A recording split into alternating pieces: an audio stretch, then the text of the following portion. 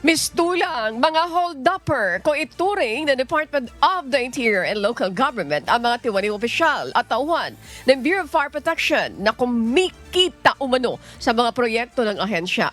Batay sa inisyal na investigasyon ng DILG, lumalabas na tumatanggap ng hindi bababa sa 15 billion pesos na kickback ang mga ito mula sa mga binibiling fire truck. Ayon kay Secretary Jan Vic Rimulya, nasa 20 opisyal at tauhan ng BFP dito pa lamang sa Metro Manila ang unang sasampa ng reklamo sa Ombudsman kaugnay ng issue.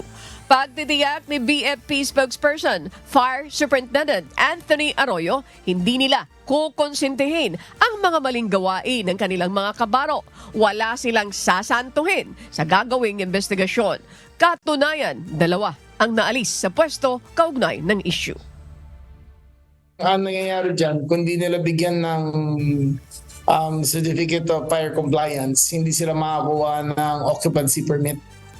So, sabi nila niyan, kasi paspasan yun, nagbenta ng mga condo, hindi makakalipat na mayari, hindi na bigay yung Certificate of Condominium Title kung wala yung Fire Safety Inspection Permit ng BFP. Ito ay under the table.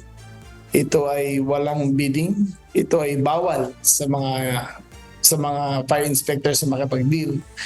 Pero ang malabas na ang supplier at ang inspector ay magkamag-anak. May ongoing na rin na ginagawa ang aming investigation team sa pangunguna po ng aming internal affairs services at saka ng Directorate for Intelligence and Investigation.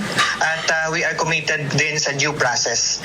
At we are maintaining a zero tolerance policy for any misconduct and any corrupt practices sa aming hanay.